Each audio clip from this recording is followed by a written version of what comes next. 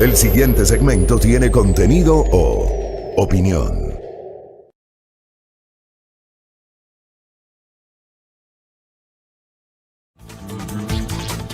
Muy bien, saludos a todos, 6:25. Hoy vamos a estar bastante apretados en nuestro espacio de noticias. Contamos con su generosa sintonía hasta las 8:30 de la mañana. Muchas gracias por acompañarnos, por compartir con nosotros sus saludos, también sus mensajes, sus comentarios, sus críticas. Siempre la crítica retroalimenta este espacio de noticias. Quiero empezar dando cuenta de un par de mensajes que he recibido por interno. Me escribió un oyente, Julio Orozco, que me dice lo siguiente. Me parece interesante y lo quiero compartir con ustedes. Dice, me gustaría que se hable de lo que están haciendo los bancos y de lo que no puso el gobierno en la denominada ley de apoyo humanitario. Hablo de que muchos nos quedamos sin empleo. Muchos que tenemos un negocio no podemos vender como antes por la situación que vivimos y los bancos no bajan intereses ni amplían el plazo de pago para las cuotas y que las personas podamos pagar.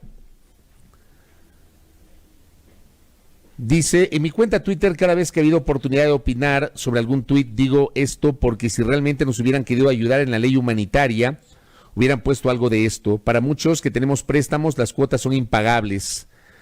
A algunos les bajaron el sueldo, otros se quedaron sin empleo y otros con sus negocios que venden quizás hasta menos del 70% de lo que vendíamos antes. Y nos habla de su situación personal, la de él y la de su esposa, porque tienen justamente esta situación. ¿Se imaginan ustedes? ¿Y por qué doy lectura a este mensaje? Gracias a Julio por escribirnos. ¿Por qué doy lectura a este mensaje? Porque le pasa a Julio, lo que le pasa a Julio seguramente les pasa a decenas, a cientos, a miles de ecuatorianos que se quedaron sin empleo. Y termina siendo uno de los problemas, aunque algunas personas pretenden mirar a otro lado, hay otros que minimizan, hay otros que buscan justificaciones, no importa. El tema es que hoy el Ecuador está enfrentando una compleja situación matizada porque, según la estadística oficial, entre 180,000 y 250,000 ecuatorianos se quedaron sin empleo formal durante estos 105 días desde que comenzaron las restricciones, 106 días desde que se declaró el estado de excepción en el Ecuador. Y no es un tema menor, queridos oyentes, televidentes, internautas. Hemos procurado constantemente abordarlo aquí en este espacio de noticias. Yo escribí este fin de semana en mi cuenta Twitter y hablo del caso de Quito porque resido aquí en la ciudad. Sé que es un problema que ocurre en todo el Ecuador. No hay barrios, no hay sectores de Quito en cuyas esquinas uno no se encuentre con dramas de todo tipo. Gente que quiere ganarse unos centavos limpiando los parabrisas de los vehículos, ecuatorianos y extranjeros. Aquí no se trata solamente de identificar a un extranjero y además estigmatizar a ese extranjero porque pertenece a una nacionalidad específica. Aquí hay ecuatorianos y extranjeros. Gente que quiere ganarse unos pesos tratando de limpiar el parabrisas o los retrovisores de los vehículos. Gente que está con sus niños en brazos, fundamentalmente migrantes, que no tienen un techo donde vivir, que no tienen cómo trabajar y que no les queda más que pedir caridad. Gente que se las ingenia para tratar de vender chupetes y caramelos. El comercio informal ha crecido exponencialmente en el Ecuador. Y digo, hablo de Quito porque resido en Quito y podemos ver en las calles de Quito el enorme crecimiento del comercio informal. Hay calles de Quito, hay esquinas en donde uno se encuentra gente vendiendo de todo.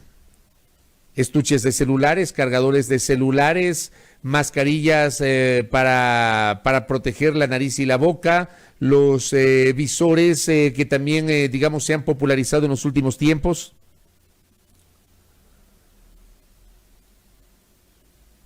Tenemos de todo. Tenemos gente que sigue haciendo malabarismo. Malabares hace el ser humano para tratar de llevar un sustento a su hogar. Y como he señalado en múltiples ocasiones, querida audiencia, lo que menos debemos hacer es estigmatizar a quienes seguramente se paran en una esquina para tratar de tener algo de dinero y tener un sustento para subsistir. Tal vez es muy fácil estigmatizar aquello. Como todo en la vida, hay de todo. Porque también lamentablemente en las esquinas se han cometido actos delincuenciales. Y muchas veces por eso nos paramos en una esquina y nos negamos a bajar el vidrio. Creo que a todos nos pasa lo mismo. Yo quiero invitarles a ustedes a ver un poquito más allá, a analizar esta como una de las consecuencias más graves de la pandemia. La pérdida del empleo, gente que se queda sin trabajo, al quedarse sin trabajo no puede cumplir con sus obligaciones, hay retrasos en sus cuotas, dejan de aportar a la seguridad social, no pueden financiar su alimentación, la educación de sus hijos. Por ende, no hay movimiento económico porque no hay circulante en el mercado. El sector comercial deja de vender, el sector industrial deja de producir porque el sector comercial no vende y como no vende no puede adquirir nuevos productos. Es toda una cadena, como lo he mencionado en varias ocasiones. ¿Cuánto hablamos de esto? A propósito del mensaje de Julio Orozco que me escribió. ¿Cuánto hablamos de esto? Nos vendieron pomposamente la idea de la ley de apoyo humanitario. De apoyo humanitario esa ley, creo yo, no tiene nada. No termina teniendo nada. ¿Cuál es el apoyo humanitario para el ciudadano? Nos dicen, bueno, con esa ley se va a procurar proteger el empleo. La ley tiene 1 semana y 1 día de vigencia. Es muy corto el tiempo para hacer una evaluación. Pero como siempre he señalado en varias ocasiones en este espacio, al Ecuador, a los ecuatorianos nos venden la idea que con la aprobación de las leyes se solucionan sus problemas. Y la cosa no funciona así. Las leyes terminan siendo una herramienta que bien aplicada o mal aplicada pueden servir o pueden generar dificultades para el ciudadano común y corriente. El problema es que nuestros políticos, nuestras autoridades, a lo largo del tiempo, terminan vendiendo humo. Acá recibo otro mensaje, el tema de los bancos es terrible. Es terrible. ¿Cuánto hablamos de esto? ¿Cuánto hablamos de esto? Pero por supuesto, los bancos terminan siendo un negocio porque es así aquí y en la Cochinchina. Los bancos son un negocio. Y cuando uno adquiere un crédito, uno tiene que pagar por ese crédito. Es muy difícil que uno plantee un mundo ideal en el que los bancos también hagan labor social. Eso no existe en estricto rigor cuando hablamos justamente de los créditos. Los bancos tienen otro tipo de labores sociales, de responsabilidad social, etcétera. Pero me refiero a la relación del banco con los clientes. Termina siendo un negocio. ¿Qué hacen los bancos, en serio? ¿Qué hacen los bancos ante una situación en la que un ciudadano que se endeudó se quedó sin trabajo y no puede cumplir con su obligación? Al final del día, ¿el banco termina cediendo? Todos sabemos que no funciona así. El banco al final del día no pierde. El que pierde es el ciudadano. Y aquí no se trata solamente de leyes, aquí se trata también, digamos, de que los propios bancos arrimen el hombro y entiendan la situación del Ecuador.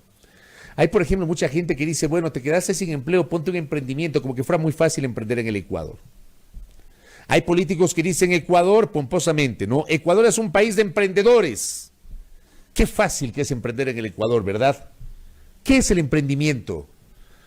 Hay otros dirigentes gremiales que ven una tricimoto ahí adaptada, en una tricimoto adaptada a un balde, llevando una lavadora y diciendo, ese es un ejemplo de emprendimiento. No, ese es un ejemplo de sobrevivencia, supervivencia, gente que trata de sobrevivir. Pero de eso tenemos en el Ecuador. Gente que matiza la pobreza. Gente que justifica la miseria. Y que poco o nada habla de estas cosas. que nos tienen embobados a los ecuatorianos hablando de los temas políticos, de la vorágine política, y no hablamos de los temas de fondo. Yo insisto, a propósito de este mensaje que acabo de recibir, hubiese sido interesante que, más allá de lo que digan las leyes o de las resoluciones que puedan emitir los organismos de control, los bancos tomen una decisión arrimando el hombro y entendiendo la situación de los clientes. Sí, me van a decir que hubo bancos que durante los primeros 2 meses de la pandemia enviaron el estado de cuenta en cero. No pague este mes. El siguiente mes no pague. Sin autorización del cliente. Y claro, hubo mucha gente que aplaudió. ¿Qué pasó al tercer mes? Resulta que ya empezaron a cobrar con intereses. Igualmente sin consultar o sin conversar con el cliente. Y de eso he recibido algunas denuncias. De gente que se siente afectada, evidentemente.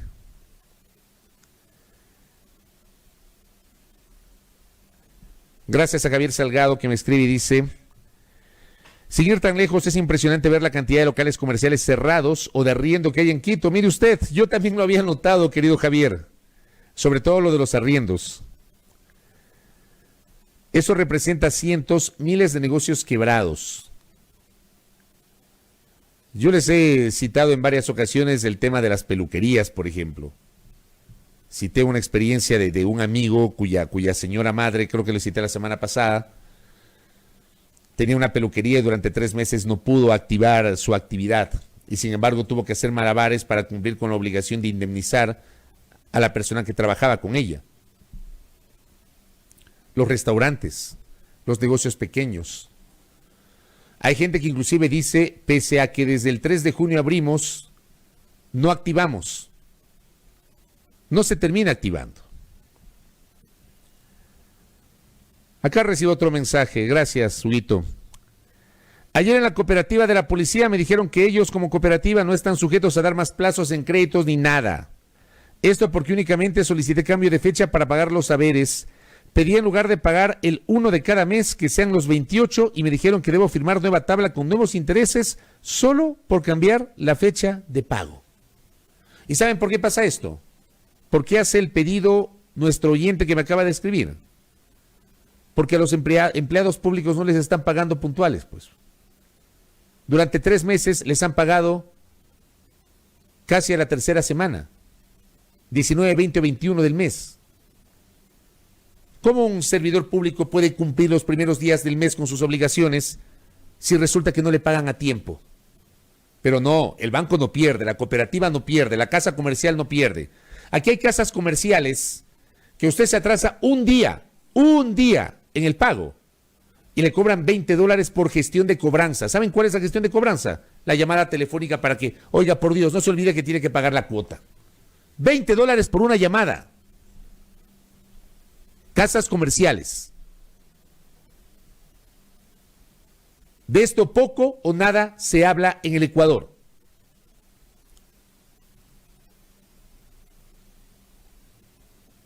De esto también hay que hablar, querida audiencia. Hay que pedir también que así como a los ciudadanos de a pie nos piden que arrimemos el hombro, también quienes tienen la posibilidad de apoyar lo hagan en serio, no solamente desde el discurso, sino también desde la praxis. Hay casos y casos, obviamente. Acá tengo otro mensaje. No tenemos fecha exacta de pago. O sea, y es verdad lo que me dicen. Se supone que hoy 30, los servidores públicos deberían recibir sus remuneraciones, igual que los trabajadores del sector privado. O sea, se supone en un mundo de lógica, en un mundo ideal, que el 30 del mes los empleados públicos y los trabajadores privados deben recibir sus remuneraciones. Y claro, nos dice la persona que nos escribe, no sabemos si hoy nos van a pagar.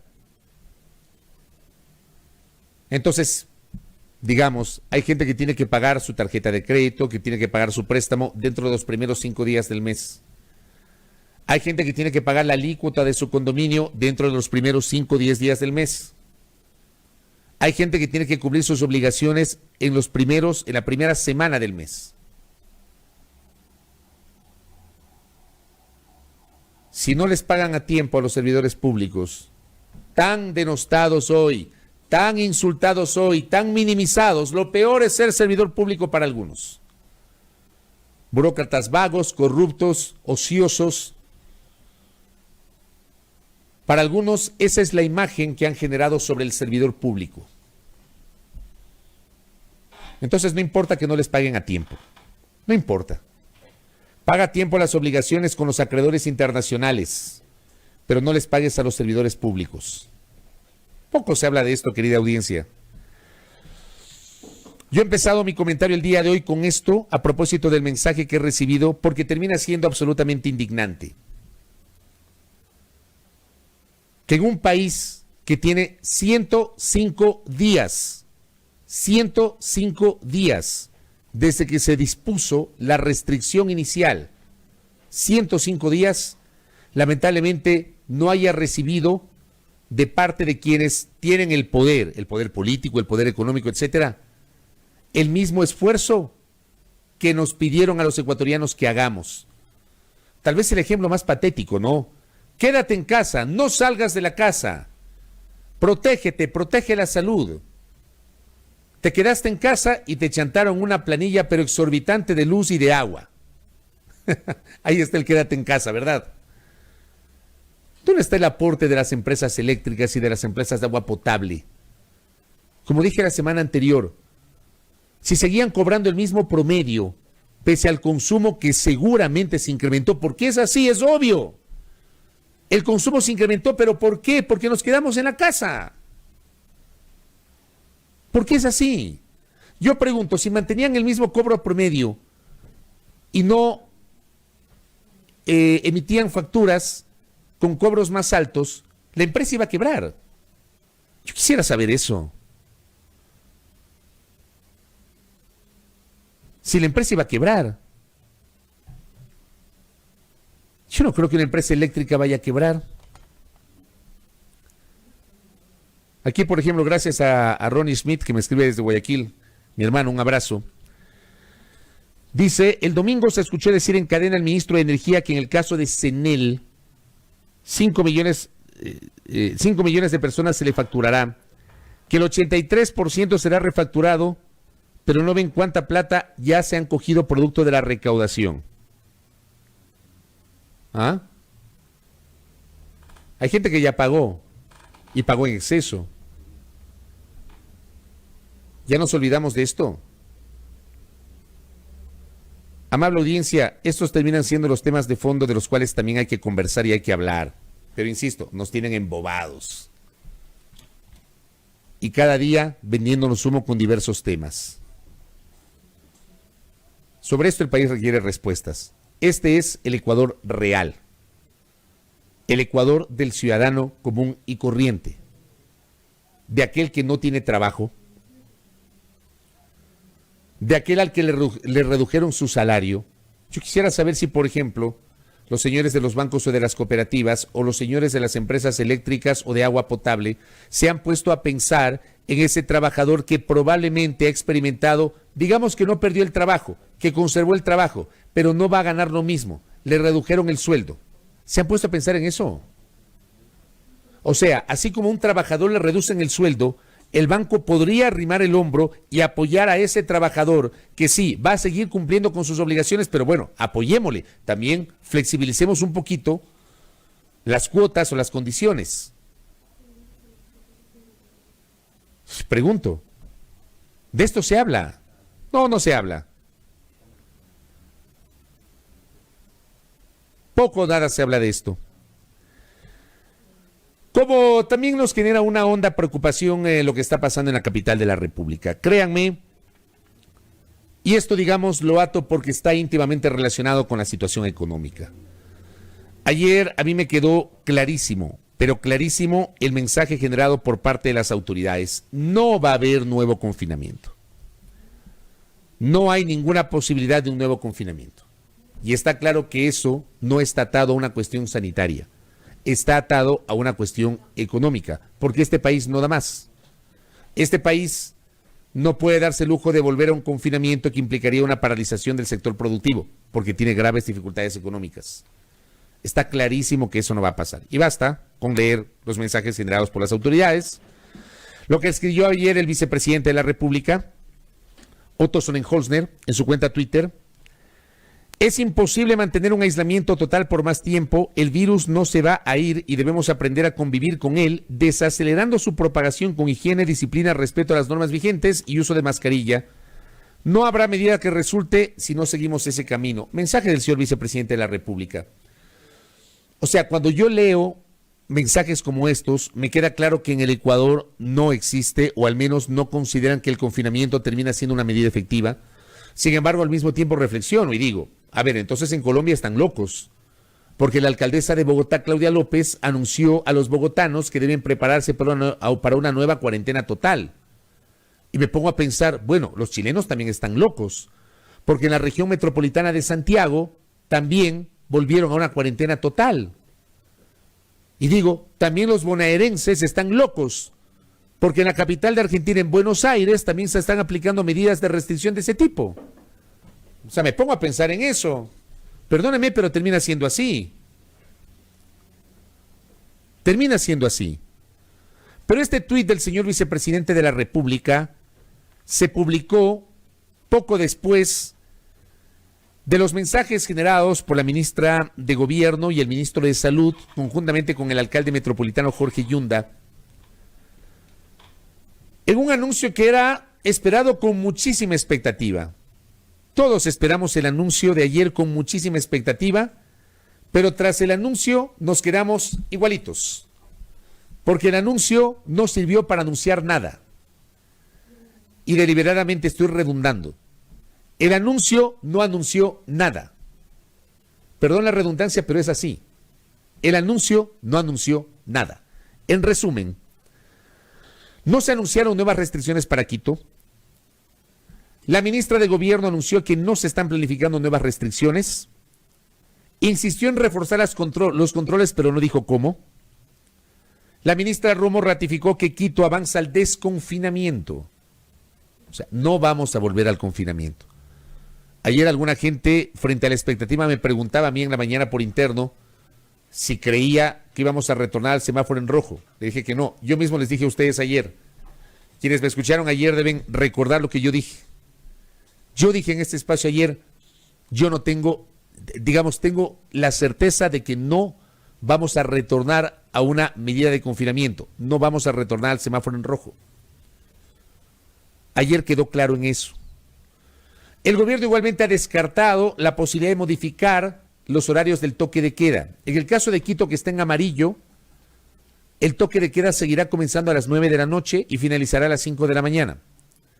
En horas de la tarde, la prefecta de Pichincha, Paola Pavón, y 6 de los 8 alcaldes de la provincia de Pichincha, con excepción de los alcaldes de Quito y de Puerto Quito, los otros 6 alcaldes más la prefecta, emitieron un documento que le hicieron llegar al Comité de Operaciones de Emergencia Nacional, el COE, anoche mismo. Anoche el COE Nacional tenía previsto una reunión para tomar decisiones.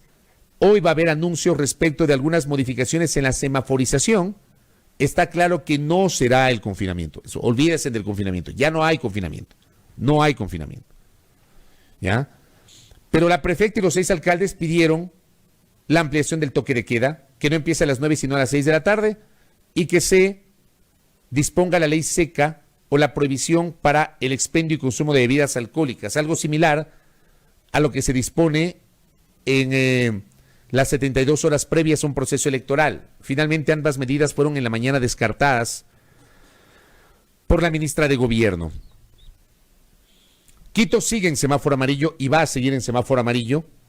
Vamos a ver si ese semáforo amarillo tendrá algunos matices, se podrían conocer el día de hoy, porque hoy es el último día de junio. La ministra anunció que para julio va a haber nuevas medidas.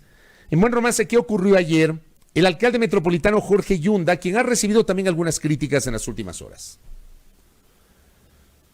Para alguna gente, ese liderazgo que mostró Jorge Yunda Machado en el inicio de la pandemia se desvaneció en las últimas semanas. Se desvaneció después del 3 de junio. Se desvaneció. Y creo que a la larga o al final del día termina siendo así. Yo no veo el mismo liderazgo, o no siento, tal vez puedo estar equivocado, pero es apenas lo que yo siento. Y es una crítica absolutamente constructiva sobre el señor alcalde. El Jorge Yunda de hoy no es el Jorge Yunda de antes del 3 de junio. No es. No es el mismo. Antes del 3 de junio y desde el inicio de la pandemia, yo me atrevería a decir que desde la noche del 16 de marzo, desde la misma noche del 16 de marzo, cuando hubo la primera desavenencia entre el alcalde y el gobierno por el horario de inicio de las restricciones, hasta antes del 3 de junio tuvimos un Jorge Yunda. Y después del 3 de junio tenemos otro Jorge Yunda. No es el mismo líder, no es el mismo alcalde que lideró con éxito toda esa primera parte de la pandemia. Yo no sé si el señor alcalde al final del día está golpeado por lo que ha pasado en la municipalidad, digamos, algunas investigaciones asociadas a la corrupción, porque a ver, seamos también claros, el alcalde ha recibido un fuego cruzado, con o sin razón ha recibido un fuego cruzado en las últimas semanas. Denuncias de supuesta corrupción en la Secretaría de Salud por la importación de las pruebas PCR, de lo cual ya nadie habla. Denuncias de supuesta corrupción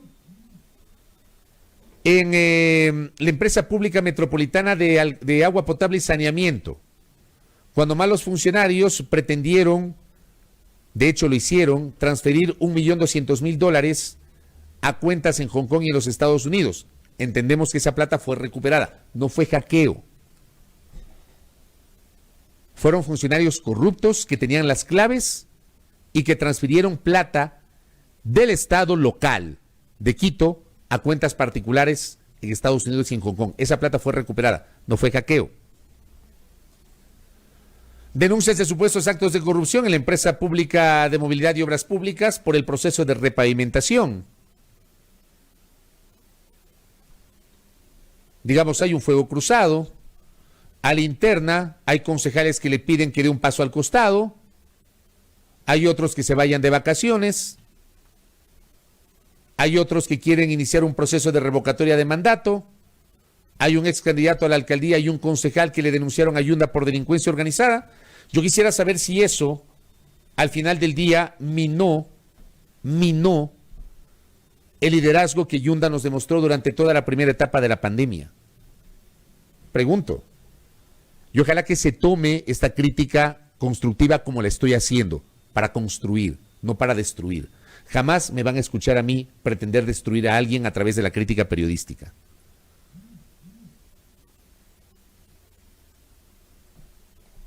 No es el mismo alcalde. Y de hecho ayer yo sentí a un alcalde que prácticamente estuvo aceptando todas las decisiones generadas por las autoridades del gobierno nacional. No se olviden ustedes que el gobierno nacional le trasladó a los COEs cantonales que lideran los alcaldes la toma de decisiones respecto de los semáforos. Poco vi ayer del alcalde metropolitano Jorge Yunda. Yo en lo personal ayer esperaba algo más del anuncio. Y bueno, el alcalde dijo que habrá restricciones en ciertas zonas de Quito, no dijo cuáles, en la mañana. El inefable ministro de Salud, que ha perdido total credibilidad, el señor doctor Juan Carlos Ceballos, una pena que un académico de su nivel, de su preparación, de las credenciales que exhibe, ya subido en el potro del Ministerio de Salud, haya cometido tantos hierros en la emisión de sus mensajes y sin aceptar siquiera las cosas que están pasando, ¿no?